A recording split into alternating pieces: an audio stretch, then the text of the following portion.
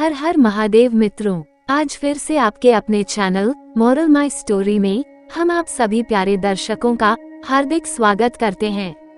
हम भगवान से प्रार्थना करते हैं कि देवों के देव महादेव आप पर हमेशा कृपा बनाए रखें और आपकी सभी मनोकामना पूरी हो। मित्रों, अगर आप भगवान शिव शंकर के आदर्शों को फॉलो करते हैं तो कमेंट में हर हर महादेव अवश्य लिखें। वीडियो शुरू करने से पहले अगर आप चैनल पे नए हैं तो चैनल को सब्सक्राइब कर लीजिए ताकि इस भक्ति सागर के ज्ञान की कुछ बूंदें निकालकर हम आपके लिए लाते रहें और हम सभी का कल्याण हो सके। तो मित्रों, प्रेम से बोलिए हर हर महादेव। एक बार माता पार्वती ने भगवान शिव से पूछा, आप अजर अमर हैं और मुझे हर जन्म के बाद नए स्वरूप में आकर फिर से वर्षों की कठोर तपस्या के बाद आपको प्राप्त करना होता है। मेरी इतनी कठोर परीक्षा क्यों? और आपके कंठ में पड़ी यह नरमुंड माला तथा आपके अमर होने का रहस्य क्या है? भगवान शिव ने माता पार्वती से एकांत और गुप्त स्थान पर अमर कथा सुनने को कहा, जिससे कि अमर कथा कोई अन्य जीव ना सुन पाए, क्योंकि जो कोई भी इस अमर कथा को सुन लेता है वह अमर हो जाता। मित्रों, कहते हैं भगवान भोलेनाथ ने अपनी सवारी नंदी को पहलगाम पर छोड़ दिया, जटाओं से चंद्रमा को चंदनवाड़ी में अलग कर दिया और गंगाजी को पंचतरनी में तथा कंठाभूषण सर्पों को शेषनाग पर छोड़ दिया। इस प्रकार इस पड़ाव का नाम शेषनाग पड़ा। प्यारे मित्रों, जिसके बाद भोलेनाथ ने एक कहानी सुनाई और अमर हो गया कबूतर का जोड़ा। अमरनाथ धाम हिंदू श्रद्धालुओं के लिए बहुत महत्व रखता है। जम्मू कश्मीर की वादियों में स्थित अमरनाथ धाम जाने के लिए भगवान शिव के भक्त साल भर इंतजार करते हैं। चार धाम की तरह भक्तगण इस पूजनीय यात्रा को भी जीवन में एक बार करने की इच्छा अवश्य रखते हैं। अमरनाथ यात्रा के बारे में कहा जाता है कि यहाँ भोले की मर्जी के बिना भक्त नहीं पहुँच पाते हैं। जिसे भगवान शिव बुलाना चाहते हैं वही उनका दर्शन कर पाते हैं। मित्रों, कथा सुनते सुनते देवी पार्वती को नींद आ गई और वह सो गई, जिसका शिवजी को पता नहीं चला। भगवान शिव अमर होने की कथा सुनाते रहे। उस समय दो सफेद कबूतर शिव जी से कथा सुन रहे थे और बीच बीच में गूं गूं की आवाज निकाल रहे थे। भगवान शिव को लगा कि माता पार्वती कथा सुन रही हैं और बीच बीच में हुंकार भर रही हैं। इस तरह दोनों कबूतरों ने अमर होने की पूरी कथा सुन ली। कथा समाप्त होने पर भगवान शिव का ध्यान पार्वती की ओर गया, जो सो रही थीं। जब महादेव की दृष्टि कबूतरों पर पड़ी तो वे क्रोधित हो गए और उन्हें मारने के लिए आगे बढ़े।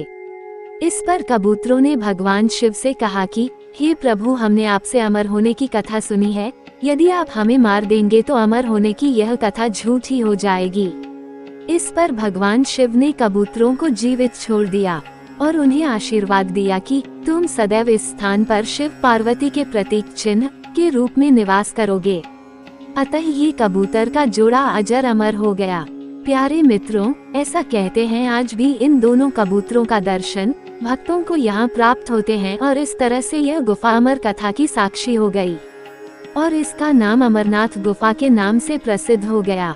प्यारे मित्रों, एक बार माता पार्वती ने महादेव से पूछा कि हे महादेव, मनुष्य कई बार एक दो प्रयास में असफलता मिलने पर आगे प्रयास करना क्यों छोड़ देता है, जबकि हो सकता है कि कुछ प्रयास और करने पर कार्य पूर्ण हो जाता और समस्या का समाधान मिल जाता। माता पार्वती की ये बातें सुनकर महादेव कहने लगे कि प्रिय पार्वती, हम तुम्हें एक कहानी सुनाते हैं। एक समय की बात है, एक राज्य में एक प्रतापी राजा राज करता था। एक दिन उसके दरबार में एक विदेशी आगंतुक आया और उसने राजा को एक सुंदर पत्थर उपहार में दिया। राजा वह पत्थर देख बहुत प्रसन्न हुआ।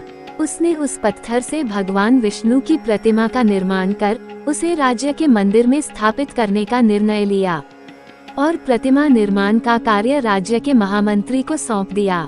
महामंत्री गांव के सर्वश्रेष्ठ मूर्तिकार के पास गया और उसे वह पत्थर देते हुए बोला, महाराज, मंदिर में भगवान विष्णु की प्रतिमा स्थापित करना चाहते हैं। 7 दिवस के भीतर इस पत्थर से भगवान विष्णु की प्रतिमा तैयार कर राजमहल पहुंचा देना।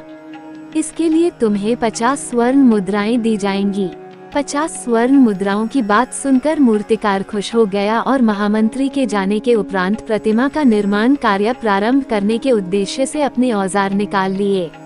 अपने औजारों में से उसने एक हथौड़ा लिया और पत्थर तोड़ने के लिए उस पर हथौड़े से वार करने लगा, किंतु पत्थर जस का तस रहा। मूर्तिकार ने हथौड़े के कई वार पत्थर पर किए, किंतु पत्थर नहीं टूटा। 50 बार प्रयास करने के उपरांत मूर्तिकार ने अंतिम बार प्रयास करने के उद्देश्य से हथौड़ा उठाया, किंतु ये सोचकर हथौड़े पर प्रहार करने के पूर्व ही उसने हाथ खींच लिया कि जब 50 बार वार करने से पत्थर नहीं टूटा तो अब क्या टूटेगा।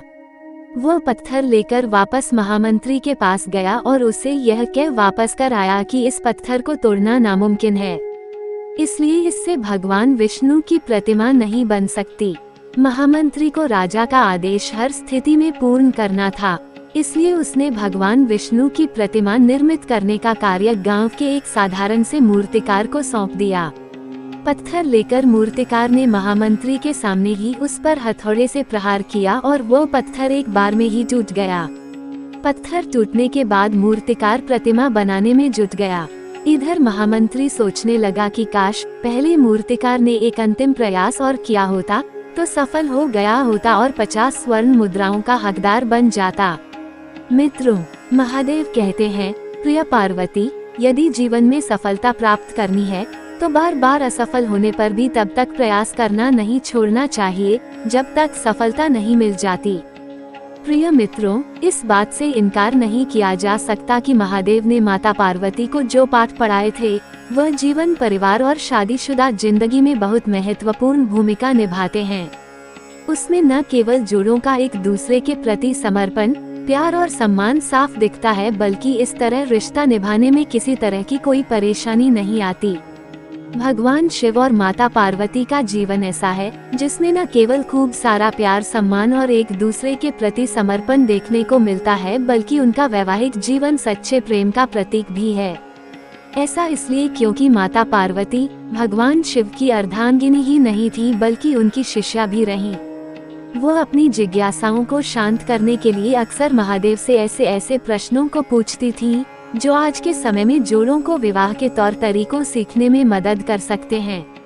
एक दिन देवी पार्वती ने देवों के देव महादेव से पूछा, प्रेम क्या है? प्रेम का रहस्य क्या है? इसका वास्तविक स्वरूप क्या है? इसे भविष्य में किस तरह देखा जाएगा?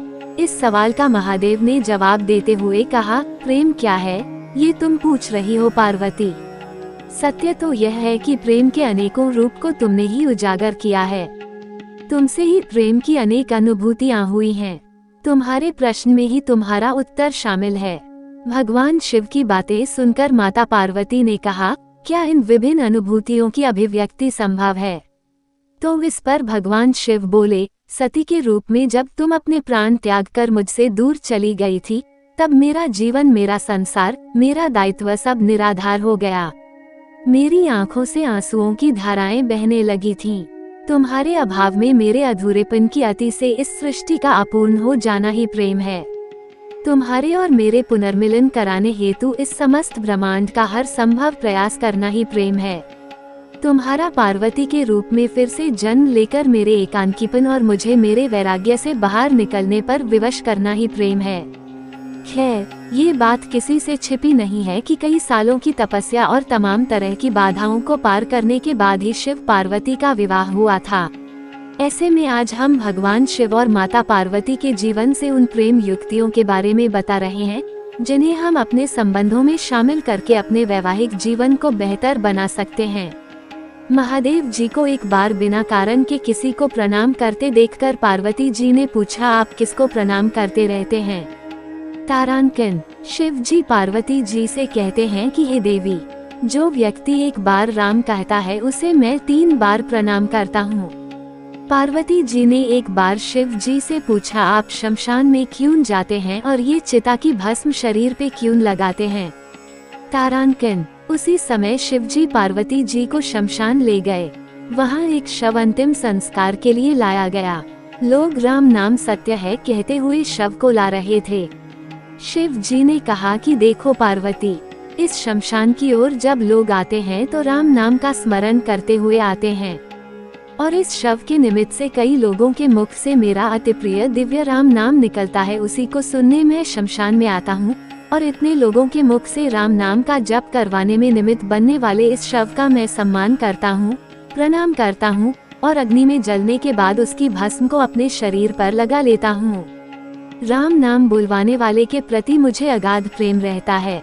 एक बार शिव जी कैलाश पर पहुँचे और पार्वती जी से भोजन मांगा। पार्वती जी विष्णु सहस्रनाम का पाठ कर रही थी। पार्वती जी ने कहा, अभी पाठ पूरा नहीं हुआ, कृपया थोड़ी देर प्रतीक्षा कीजिए। शिव जी ने कहा कि इसमें तो समय और श्रम दोनों लगेंगे। संत लोग जिस तरह से सहस्र नाम को छोटा कर लेते हैं और नित्य जपते हैं, वैसा उपाय कर लो।